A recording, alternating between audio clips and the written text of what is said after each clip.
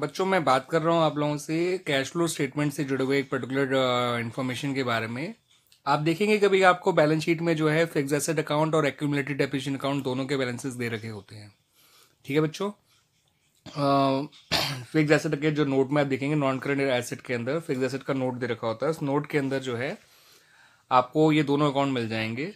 Fix asset account भी यानी जैसे मशीनरी हो गया और एक्यूमुलेटेड डेप्रिसिएशन अकाउंट जिसको प्रोविजन फॉर डेप्रिसिएशन अकाउंट भी कहते हैं। अगर एडिशनल इन्फॉर्मेशन में आपका एसेट के बारे में या डेप्रिसिएशन के बारे में कोई इन्फॉर्मेशन नहीं है तो फिक्स एसेट के डिफरेंस से परचेज ऑफ फिक्स एसेट निकल आएगा या परचेज ऑफ मशीनरी निकल आएगा, और प्रोविजन फॉर डेप्रिसिएशन अकाउंट या एक्यूमुलेटेड डेप्रिसिएशन अकाउंट के डिफरेंस से आपका जो है depreciation for the current year निकल आएगा।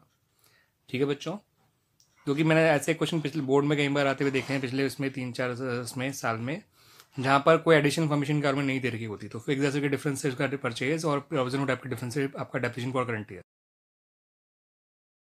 लेकिन बच्चों अगर एडिशनल इन्फॉर्मेशन है about the sale of an asset or about an depreciation on the asset, तो आप दोनों के अकाउंट बनाने पड़ेंगे आपको उस केस में।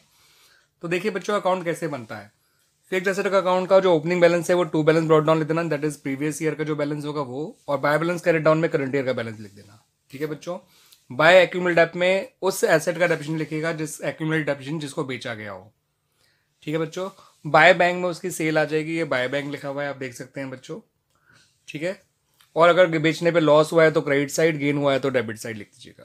और बैलेंसिंग फिगर ज़्यादातर परचेज होती है, कभी कभी परचेज दे भी रखा आता है, उस केस में बैलेंसिंग फिगर कुछ और होगा, फिर उस केस में हो सकता है गेन या लॉस बैलेंसिंग फिगर हो। ठीक है बच्चों। और प्रोविजनल डेप अकाउंट कुछ ऐसे बनता है आपका प्रीवियस ईयर का balance by balance brought down के नाम से, करंट ईयर का टू बैलेंस कैरेट डाउन के नाम से, और टू फिक्स एसेट में accumulation of the sold asset आ जाएगा, और बैलेंसिंग फिगर डेप्रिसिएशन के नाम से आ जाएगा ऑफ करंट ईयर। जो डेप्रिसिएशन आपने लिखा होता है बाय डेप्रिसिएशन ऑफ इसके नाम से प्रोविजन ऑफ डेप के अकाउंट के अंदर, यही डेप्रिसिएशन जाता है कैश फ्लो स्टेटमेंट में, एक्यूमुलेट डेप नहीं जाया करता है, ध्यान रखिएगा। और एक बात ध्यान रखिएगा, जो भी एक्यूमुलेट डेप होता है सोल्ड एसेट होता है वो फिक्स एसेट में क्रेडिट साइड और एक्यूमुलेट डेप अकाउंट में यानी प्रोविजन फॉर डेप अकाउंट में डेबिट साइड लिखा जाता है। और एसेट का गेन लॉस ढूंढने के लिए ये जरूर ध्यान रखिएगा बच्चों, book value of the asset को जो है निकाल लीजिए, पहले कॉस्ट में से उसके एक्यूमुलेट डेप को माइनस कर दीजिए, उससे उसकी book value of the sold asset निकल आएगी। फिर बुक वैल्यू अगर सेलिंग प्राइस से बढ़ी है तो लॉस ऑन सेल है, अगर सेलिंग प्राइस बढ़ी है तो गेन ऑन सेल है। इस बात को ध्यान रखिएगा बच्चों। ठीक है बच्चों। तो ये दोनों अकाउंट तभी बनाइएगा जब इनके बारे में एडिशनल इन्फॉर्मेशन है, अगर कोई एडिशनल इन्फॉर्मेशन नहीं है तो दोनों अकाउंट बनाने की कोई जरूरत नहीं है। फिक्स एसेट डिफरेंस से परचेज या कभी कभार सेल आ जाएगी, और एक्यूमुलेट डेप के डिफरेंस से आपको डेबिशन फॉर द करंट ईयर मिल जाएगा जो ऑपरेटिंग में जाके प्लस हो जाएगा, और फिक्स एसेट की परचेज से इन्वेस्टिंग में जाके परचेज होगी तो माइनस, सेल होगी तो प्लस हो जाएगा। ठीक है बच्चों। थैंक यू बच्चों। प्रोविजन फॉर टैक्स के बारे में बता दूं आप लोगों को, जो कैश फ्लो स्टेटमेंट में यूज होता है। तो देखिए प्रोविजन फॉर टैक्स जो होता है आपको बैलेंस शीट में हमेशा शॉर्ट टर्म प्रोविजन वाली हेडिंग के अंदर मिला करेगा। अब प्रोविजन फॉर टैक्स के बारे में कोई एडिशनल इन्फॉर्मेशन नहीं दे रखी नीचे, तो आप ध्यान रखिएगा प्रोविजन फॉर टैक्स जो होता है, प्रोविजन फॉर टैक्स, ये सपोज करंट ईयर है 2019-20 और ये सपोज प्रीवियस ईयर है 2018-19। इस साल सपोज 60,000 था इस ये, और प्रीवियस ईयर में सपोज 40,000 था। ठीक है बच्चों। तो ये 60,000 तो एनपीबीटी निकालते समय प्रॉफिट में प्लस हो जाएगा, और ये 40,000 जो है वो आपका ऑपरेटिंग एक्टिविटीज के एंड में जाके माइनस हो जाएगा। ठीक है बच्चों। तो प्रोविजनल टैक्स जो कि शॉर्ट टर्म प्रोविजन के अंदर दे रखा होता है, इसका आगे एडिशनल इन्फॉर्मेशन कोई नहीं है इसके बारे में, तो करंट ईयर वाले को आप नेट प्रॉफिट बिफोर टैक्स निकालते समय प्रॉफिट में जो आपने बैलेंसिंग स्टेटमेंट ऑफ पी&एल से निकाला होगा उसमें प्लस कर दीजिएगा, और जो प्रीवियस ईयर वाला होगा उसको ऑपरेटिंग एक्टिविटी के एंड में एज टैक्स पेड माइनस कर दीजिएगा। ठीक है बच्चों।